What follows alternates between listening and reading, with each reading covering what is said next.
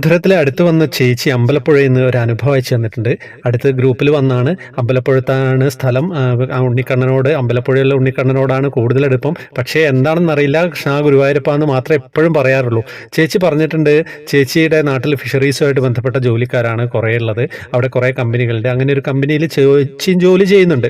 അങ്ങനെ ചേച്ചി ഇടയ്ക്കിടയ്ക്ക് കൃഷ്ണ ഗുരുവായൂരപ്പ എന്നൊക്കെ വിളിച്ചുകൊണ്ടിരിക്കും.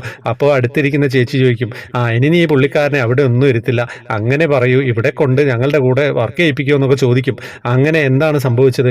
ഒരു ദിവസം ഞാൻ സാധാരണ ചെയ്യാൻ പറ്റുന്നതിൽ കുറച്ചധികം സാധനം ജോലി ചെയ്യാൻ വേണ്ടി വാങ്ങി. അത് കുറച്ച് സാമ്പത്തികമായിട്ട് പ്രശ്നം ഉണ്ടായിരുന്നു. പക്ഷേ എനിക്ക് തുടങ്ങിയപ്പം തോന്നി ഇത് തീരില്ലല്ലോ, 6 മണിയായാലും കഴിയണ്ടാവില്ല എന്ന്. അപ്പോൾ എൻ്റെ സൂപ്പർവൈസർ ഇത് കാണാനിടയായി. എന്നെ കുറേ വഴക്കും പറഞ്ഞു. എല്ലാവരുടെയും ഇപ്പോൾ ഇറങ്ങുമെന്നൊക്കെ ചോദിച്ചു. എനിക്കാണെങ്കിൽ ആകെ സങ്കടമായി. സാമ്പത്തിക കുറച്ച് പ്രശ്നമുള്ളത് കൊണ്ടാണ് ഞാൻ അങ്ങനെ ചെയ്തത്.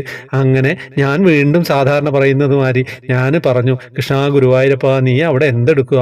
അത് മെല്ലെ അല്ലായിരുന്നു, കുറച്ച് ഒച്ചത്തിലാണ് പറഞ്ഞത്. നടയൊന്നും തുറന്നു കാണില്ലല്ലോ, വെറുതെ ഇരിക്കുകയാണെങ്കിൽ എൻ്റെ അടുത്തൊന്ന് വരുമോ എന്ന്. അപ്പോൾ അതാ ചേച്ചി വീണ്ടും എന്നോട് ചോദിക്കുക, നീ തുടങ്ങിയല്ലോ പഴയ പല്ലവി, നീ കണ്ണനെ അവിടെ ഒന്നും ഇരുത്തില്ലല്ലേ. അങ്ങനെ പറഞ്ഞെങ്കിലും എന്നോട് കുറച്ചങ്ങ് അത് മറന്നുപോയി. പിന്നെ എന്താ സംഭവിച്ചത് എന്നറിയില്ല.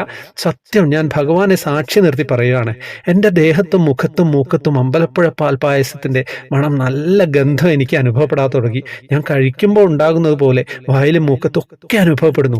അമ്പലപ്പുഴ പാൽപ്പായസത്തിന് പ്രത്യേകിച്ച് എല്ലാവരെയും മയക്കുന്ന ഒരു നല്ല ഗന്ധമുണ്ടല്ലോ, ആ മണം തന്നെയാണ് എനിക്ക് അനുഭവപ്പെട്ടത്. അതാണ് ഞാൻ അമ്പലപ്പുഴ പാൽപ്പായസം എന്ന് എടുത്തു പറഞ്ഞത്. അപ്പോഴത്തെ എൻ്റെ ഒരു അവസ്ഥ എനിക്ക് പറഞ്ഞറിയിക്കാൻ വയ്യ. സങ്കടമാണോ സന്തോഷമാണോ? എൻ്റെ അടുത്ത് നിന്ന ചേച്ചിയോട് പോലും ഒന്നും പറഞ്ഞില്ല. കാരണം ചേച്ചി വീണ്ടും എന്നെ കളിയാക്കും.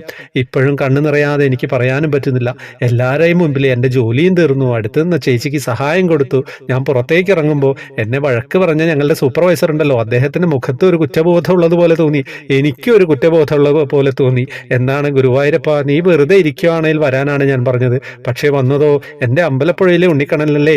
ഇത്ര അടുത്ത് എൻ്റെ ഉണ്ണിക്കണ്ണൻ ഉണ്ടായിട്ട് പോലും ഞാൻ ഗുരുവായൂരപ്പനെ ആണല്ലോ കൂട്ടി വിളിച്ചതെന്നുള്ള എന്തോ എനിക്കറിയില്ല. നിങ്ങൾ പറ, ഭഗവാനല്ലേ ആ വന്നത്.